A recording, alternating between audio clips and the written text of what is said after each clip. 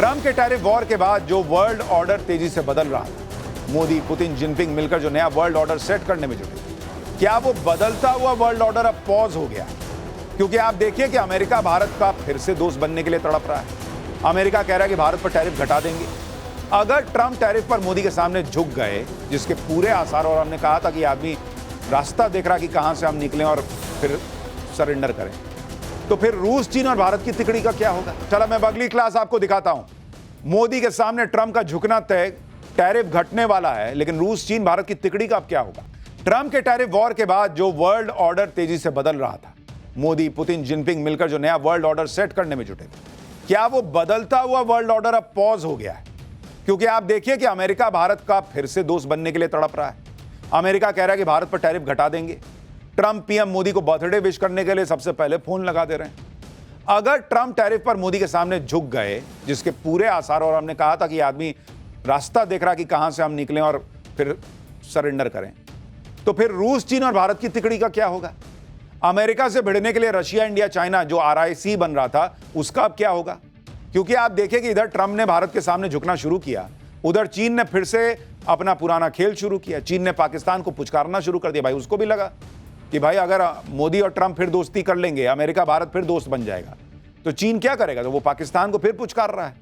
चीन ने पाकिस्तान के लिए अपनी कौन सी हथियार फैक्ट्री खोल दी, जिसे वो पूरी दुनिया से छिपा कर रखता है, वो आगे दिखाऊंगा। यह भी बताऊंगा कि चीन और तुर्की जैसे देशों के सहारे टिका पाकिस्तान अब भारत की मार से बचने के लिए कैसे सऊदी अरब के पास गया है। सऊदी अरब से भिखमंगे पाकिस्तान को क्या ऐसा मिल गया जिस पर बड़ी चर्चा हो रही है? सब कुछ बताऊंगा, लेकिन पहले एक ट्रेलर देखिए।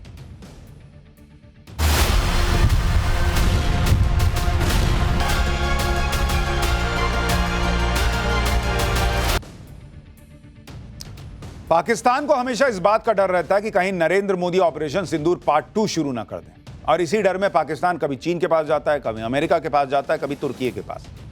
अब पाकिस्तान पहुंच गया है बड़े मुस्लिम देश सऊदी अरब के पास। पाकिस्तान ने सऊदी अरब के साथ जो डील की है, क्या वो पाकिस्तान को ऑपरेशन सिंदूर पार्ट 2 की मार से बचा पाएगी? यह आपको बताऊंगा, लेकिन पहले आपको बताता हूं कि नरेंद्र मोदी के नए भारत से पाकिस्तान क्यों इतना डरा हुआ है। पाकिस्तान को नया डर इसलिए लगा है क्योंकि अब तक पाकिस्तान जिस ट्रंप के नाम पर उछल रहा था, वो ट्रंप आजकल नरेंद्र मोदी का नाम लेते नहीं थक रहे। नरेंद्र मोदी का बर्थडे आया था तो ट्रंप ने सबसे पहले फोन घुमा दिया। अब तो कहा जा रहा है कि ट्रंप भारत पर टैरिफ भी हटा देंगे। भारत सरकार के मुख्य आर्थिक सलाहकार वी अनंता नागेश्वरन ने बड़ा दावा कर दिया है। उन्होंने कहा है कि ऊंचे टैरिफ की वजह से अमेरिका और भारत के बीच पैदा हुए विवाद का समाधान अगले 8 से 10 सप्ताह में निकल सकता है। अमेरिका भारतीय सामान पर लगने वाला 25% का अतिरिक्त पीनल टैरिफ नवंबर तक हटा सकता है। अमेरिका की तरफ से लगाया गया रेसिप्रोकल टैरिफ भी 25% से घटकर 10-15% के बीच आ सकता है। हाल ही में भारत के chief trade negotiator Rajesh Agrawal ने अमेरिका के ट्रेड रिप्रेजेंटेटिव ब्रेंडन लिंच से नई दिल्ली में मुलाकात की। भारत पर अमेरिका के अतिरिक्त टैरिफ लगाने के ऐलान के बाद यह दोनों देशों के बीच पहली आमने सामने की बातचीत थी। यानी केंद्र सरकार के मुख्य आर्थिक सलाहकार का यह बयान आना सीधा सीधा यह हिंट है कि ट्रंप जो है भैया बैकफुट पे जा रहे हैं, और ट्रंप ने भी इसका हिंट दे दिया खुले में। सुनिए ट्रंप ने क्या कहा है। I'm very close to India. I'm very close to the Prime Minister of India. I spoke to him the other day, wished him a happy birthday. We have a very good relationship. He put out a beautiful statement too. We have. यानी Trump दुनिया के सामने फिर ये कहते हुए चले जा रहे हैं कि भाई मेरे तो सबसे अच्छे दोस्त मोदी हैं, मैं तो भारत से बहुत प्यार करता हूं। ट्रंप की तरफ से मैसेज क्लियर है कि अमेरिका भारत से झगड़कर नहीं रह सकता। भारत से झगड़ा करना अमेरिका के लिए पैरों पर कुल्हाड़ी मारने जैसा, इसलिए ट्रंप अब अपनी गलती सुधार रहे हैं। ट्रंप को पहले लगा था कि भारत पर टैरिफ लगाकर वो भारत को झुका लेंगे, रूस से भारत को दूर कर देंगे, लेकिन भारत ने अलग ही खेल कर दिया। नरेंद्र मोदी चीन पहुंच गए थे, जहां पुतिन और जिनपिंग के साथ मिलकर नया वर्ल्ड ऑर्डर तैयार हो रहा था। ट्रंप की मनमानी का जवाब देने के लिए भारत, रूस, चीन इकट्ठा हुए थे, और इसी में RIC यानी रशिया, इंडिया, चाइना के संगठन को फिर से रिवाइव करने की बातें हो रही थी। लेकिन अब जब ट्रंप भारत की ताकत को समझकर फिर से दोस्ती करने के लिए तड़प रहे हैं, तो सवाल उठ रहे हैं कि भाई रशिया, इंडिया, चाइना की तिकड़ी का क्या होगा?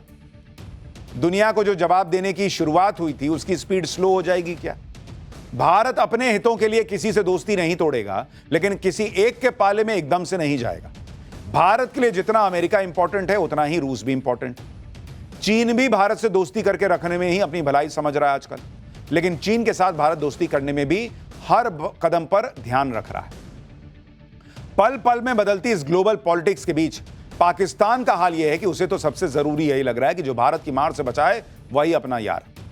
ऑपरेशन सिंदूर के दौरान जो पाकिस्तान ट्रंप के सामने गिड़गिड़ा रहा था कि भारत की मार से बचा लो, अब पाकिस्तान को भी समझ में आ गया कि अगली बार अगर भारत ने ठोकना शुरू किया तो भाई ट्रंप भी ना बचा पाएगा, क्योंकि मोदी इसी बार नहीं रुके तो अगली बार कहां से मान जाएंगे ट्रंप के कहने पे। इसलिए पाकिस्तान ने अब सऊदी अरब से सौदा करके यह सोच लिया है कि कहीं हम बच जाएं। भाई सौदा क्या किया कि भले ही हमारे न्यूक्लियर हथियार ले लो मगर भारत की मार से बचा लेना। पाकिस्तान और सऊदी अरब के बीच एक डिफेंस डील हुई जिसे दोनों देशों के बीच नेटो जैसा समझौता बताया जा रहा है, जिसे डन करने के लिए पाकिस्तानी प्रधानमंत्री शहबाज शरीफ सऊदी अरब पहुंचे हुए थे। सऊदी क्राउन प्रिंस मोहम्मद बिन सलमान और शहबाज के बीच इस डील पर साइन करने की खबरें हैं। जिस वक्त इस डील पर साइन हो रहे थे तब पाकिस्तान का सेना प्रमुख असीम मुनीर भी वहीं मौजूद था। इसके अलावा उप प्रधानमंत्री इशाक डार, रक्षा मंत्री ख्वाजा आसिफ, वित्त मंत्री मोहम्मद औरंगजेब भी सऊदी अरब में डेरा जमाए हुए हैं। इस समझौते को स्ट्रैटेजिक म्यूचुअल डिफेंस एग्रीमेंट कहा जा रहा है। वैसे कहने को तो इस समझौते के तहत सऊदी अरब और पाकिस्तान आपस में मिलिट्री सहयोग करेंगे, लेकिन इस समझौते में 2 पॉइंट सबसे महत्वपूर्ण है।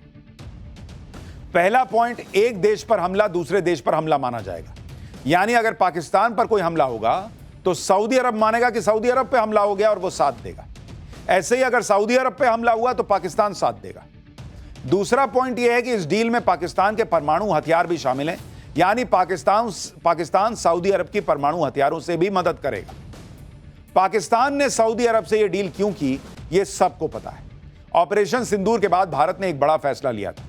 साफ कर दिया था कि अगर सीमा पार से आतंकी हमला होता है तो इसे युद्ध माना जाएगा और ऑपरेशन सिंदूर पार्ट 2 शुरू होगा। पाकिस्तान को डर सता रहा है कि पता नहीं कब भारत ऑपरेशन सिंदूर पार्ट 2 शुरू कर दे और पाकिस्तान में बैठे आतंकियों की कब्र खुद जाए। इसी खौफ में जी रहे पाकिस्तान ने अब सऊदी अरब से डील कर ली कि भाई मेरे को मारेगा तो तुम आओगे ना। इस डील को करके शहबाज शरीफ और असीम मुनीर को लग रहा है कि उन्होंने भारत के खिलाफ पता नहीं कितना बड़ा तीर मार दिया। वो सोच रहा है कि अब भारत पाकिस्तान को नहीं ठोक पाएगा, क्योंकि अगर भारत ने ऑपरेशन सिंदूर पार्ट 2 किया तो सऊदी अरब मदद के लिए आएगा।